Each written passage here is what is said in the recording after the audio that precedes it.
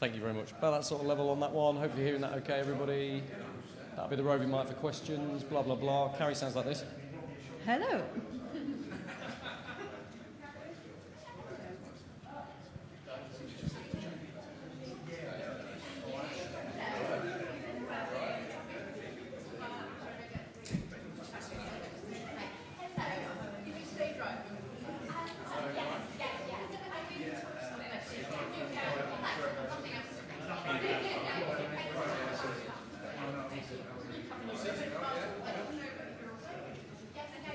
Everyone else is being so nice.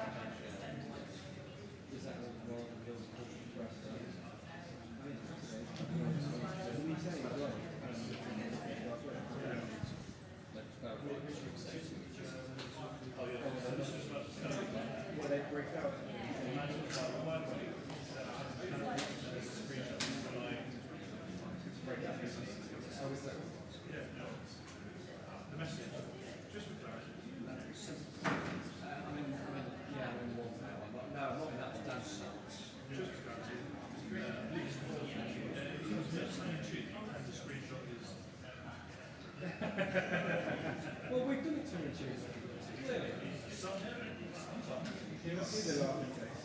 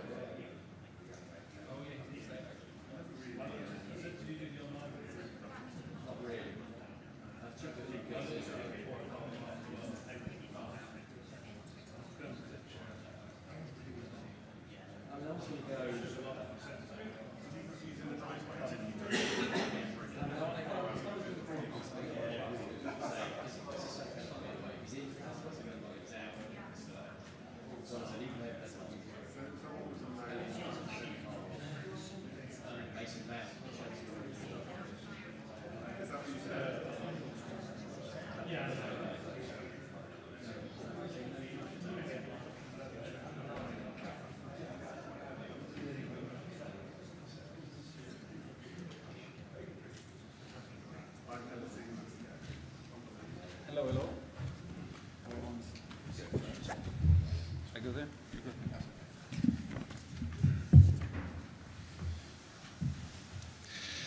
Okay, good afternoon everyone and welcome to Wembley Hilton for this media conference to unveil Thomas's squad for the forthcoming World Cup qualifiers with Andorra and Serbia.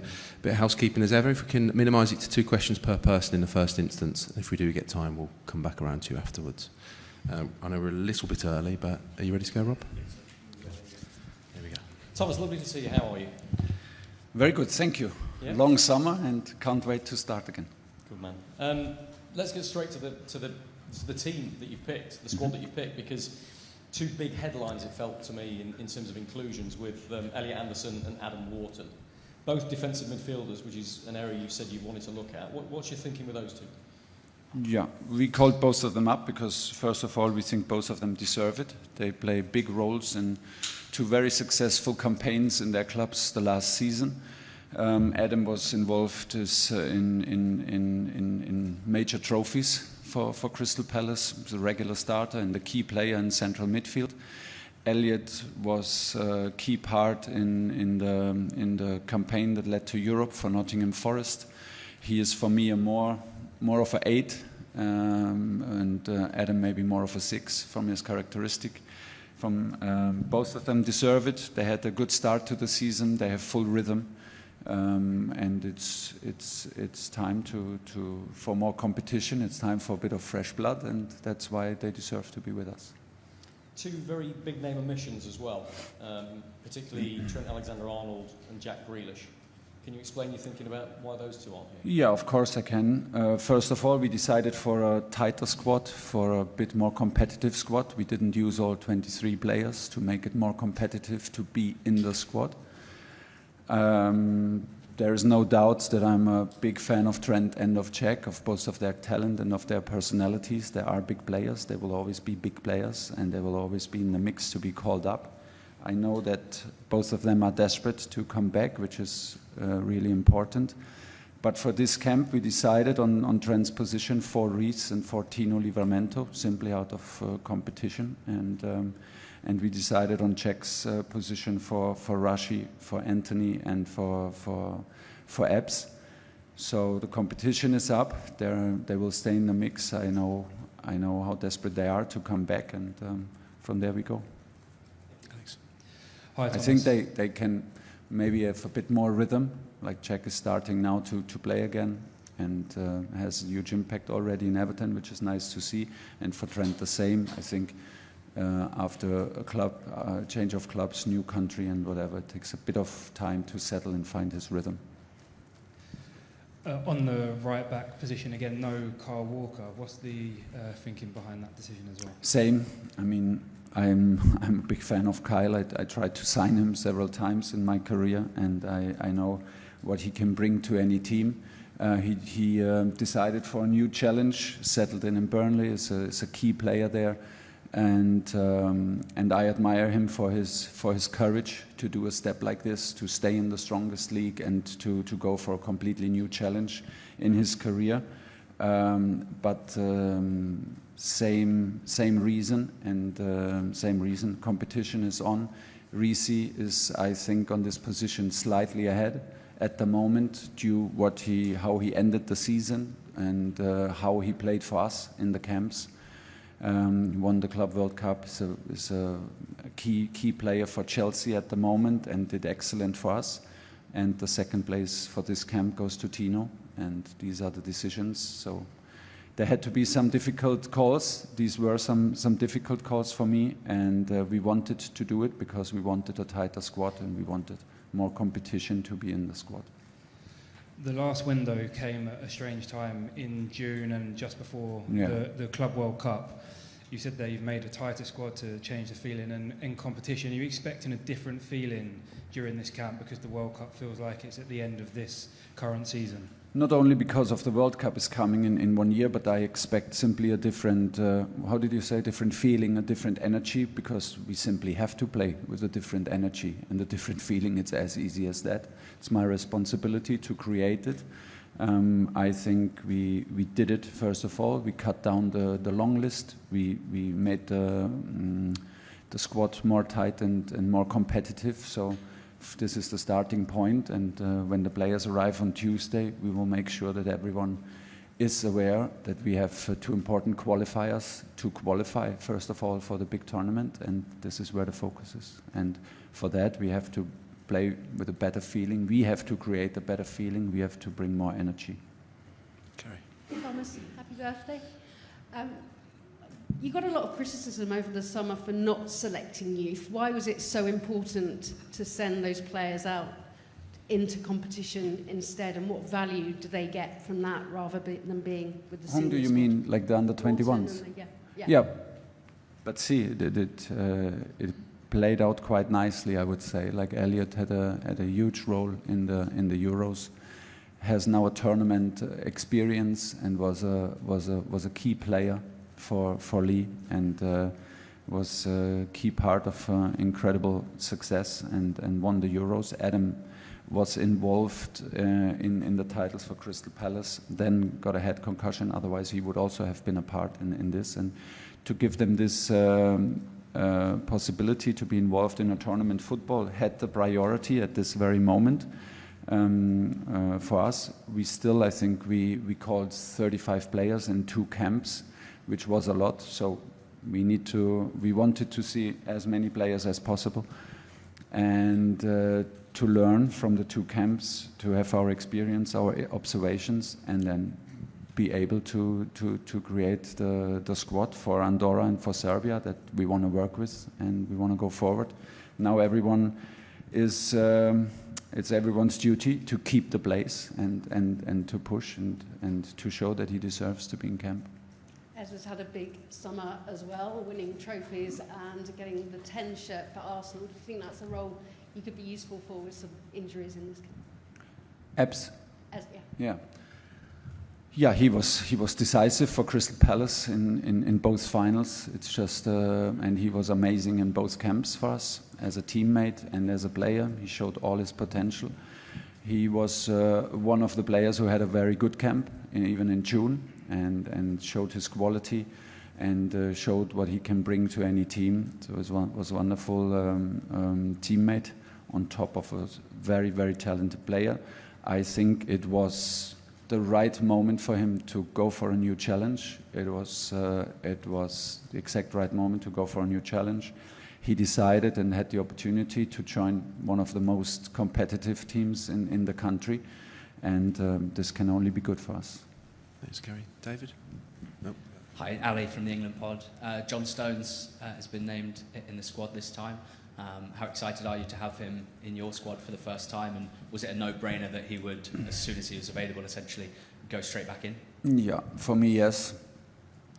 John brings the whole package, unbelievable quality, highest quality, winner mentality. He knows what it takes, professionalism, being a good teammate, and on top of it, he's a fantastic character and a very polite and nice guy. So it was a no-brainer, actually. I'm very, very glad that he's back on the pitch, that he plays for City, that he has overcome his injury and hopefully can stay like this. I'm excited to have him back in camp. When it comes to the centre of defence, whether it's a pair or a 3, but for the sake of it, let's say a pair, do you see this as important to pick 2 centre-backs that complement each other specifically with their set of skills? And if so, how do you analyse the 4 that you have in this squad in terms of right side, left side, ball winner, ball player, that sort of thing?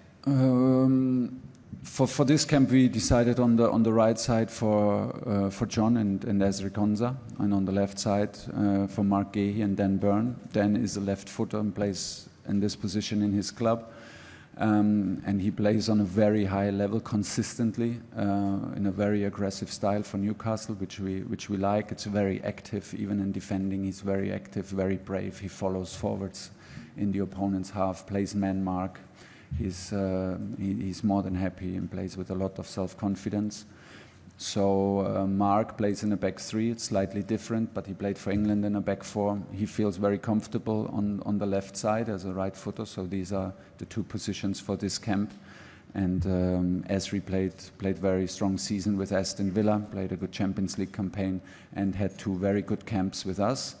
And now the competition is also on for Ezri. It's a bit of a slow start for Aston Villa, which can happen, but he was strong in camp. Maybe I have to mention a name, which was another difficult and phone call for Trevor Chalobah, because he also deserved normally to be with us after what he did for Chelsea. But I kind of like it. The competition is on. I don't like the phone calls, but I kind of like them, because it just shows we have players pushing and we have players fighting for a place in the squad, and that's exactly what we want. James. Hi, Thomas. Just asked you what the summer was like for you, because obviously you lost the last game, but you normally don't have to wait 3 months to put it right and play again. Yeah, it's a little bit long to dwell on a loss in a friendly match. I agree. On the other side, like once I digested and analyzed the loss, it was kind of a long summer for me. There were no transfers. There was no engagement with agents and players and club officials to organize the transfer period and the transfer window. So yeah, we used it to reflect, and I used the time to reflect on the first two camps. We invited a lot of players. It was a lot of observations. We wanted to be absolutely take the right conclusions, and like I said, build a tighter, more competitive squad for the next 3 camps, because it's for me a key period now that we improve, that we play with more rhythm, that we show improvement from now and create an identity throughout these 3 camps, because the time in between is much shorter than usual. One of the interviews you gave after the Senegal game, you talked about Jude Bellingham. Yeah. You probably know what I'm going to say here, don't you? I mean, you talked obviously in general about him, but the quote that kind of got people talking was you sort of said sometimes you see the fire and it comes out in a way that can be a bit repulsive. Yeah. Did I did this unintentional. I used this word unintentionally, just to make it very clear. I used it unintentionally. There was no message. There was no hidden agenda. I fully understood and understand that it's my responsibility that I created these headlines. I am sorry for the upset, was sorry, and I am sorry for the upset and for the headlines that I created. I'm experienced enough. I should have known better. I should have known better. I should have done better. I thought I have a little bit more credit maybe with you guys that I do all this in my second language. I did it on the morning after a loss with not a lot of sleep. I did it in a live interview, and I used the wrong word. Again, it's my responsibility. I used the wrong word. I didn't want to use this word. I used it. I created the upset. It's my responsibility, but not more than that. I just ask you, did you speak to Jude about it? Yes, of course. I made straight away contact with him. Of course, I got in touch with him straight away. Jude focuses now on his process in rehabilitation, and we focus on Andorra and Serbia. Thomas, hi. Just echoing Carrie's point, there was a sort of bit of a debate in the summer over the sort of the philosophy with which the under-21s played. They played with a lot of freedom out in Slovakia. Is it difficult to take that philosophy when you step up into the sort of the cauldron of the senior team with additional pressure? Thank you.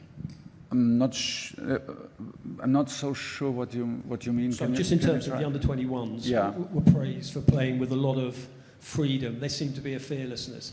Is that their youth? And is it difficult to actually replicate that? Because you've got 6 of the players who won the under-21s in the last 2 tournaments are now in your squad. I think they feel a different level of scrutiny when they play for us. They play for the national team. There's a different level of exposure. It's just like this. That comes with a different level of pressure and with a different level of being nervous and excited also. But it's actually the aim and the goal for all of us to find this freedom, to find an identity, and to build this identity and a sportive identity, what this team stands for, how do we want to play, how do we want to attack. And there are several zones and several parts of the game that we have to improve, be it in deep build-up, be in overcoming a low block in the middle of the pitch, because both teams now will most likely again play in a 5-4-1 deep block against us. So there are topics that we absolutely want to improve, and we have to improve. Off the ball, we have to create an identity. How do we want to attack, and how do we want to press in the opponent's half? How do we want to defend in ourselves in a middle block? How do we stay active? How do we show bravery? How do we show freedom? We are on that. We needed maybe 2 camps to understand our players better. We needed maybe the 2 camps to understand the rhythm and the challenges of international football better. But we feel very well equipped now. The plan is absolutely clear what we want to do from Tuesday on. And hopefully spectators, you guys and people in the stadium can feel it that we go forward. But the aim is, of course, to replicate what Lee has done and play with freedom and play with hunger and win a title.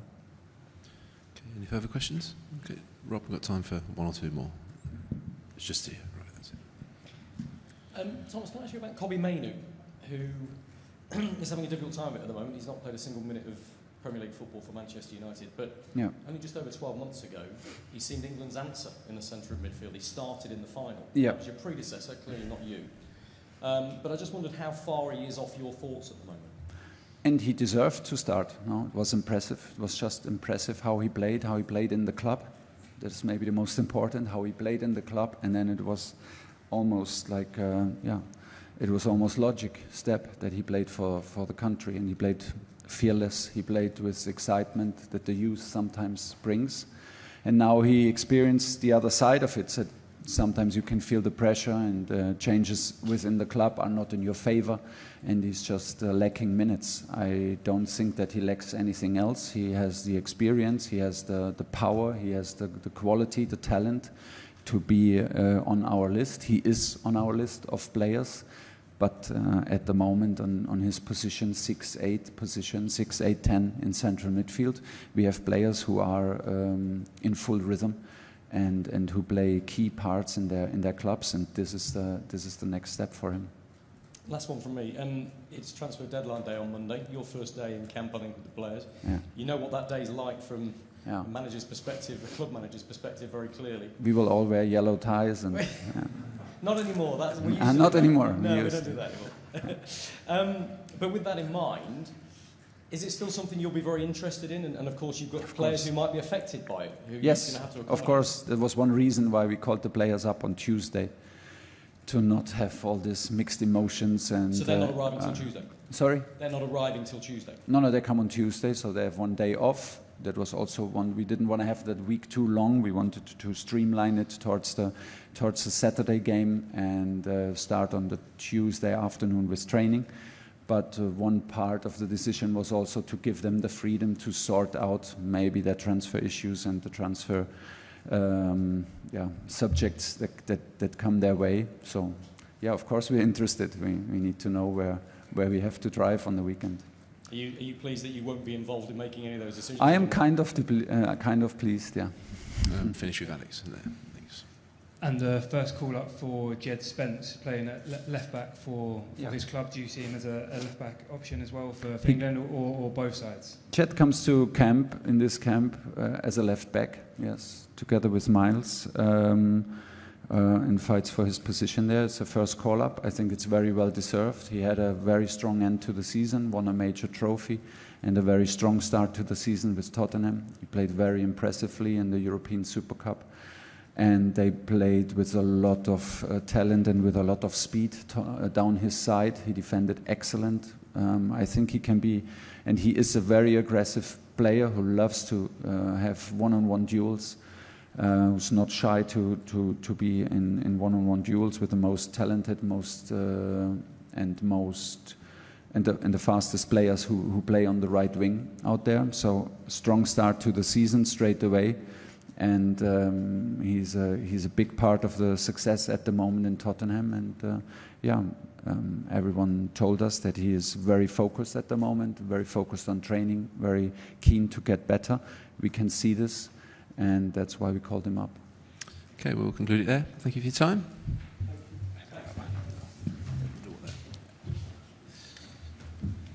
Thank you, guys.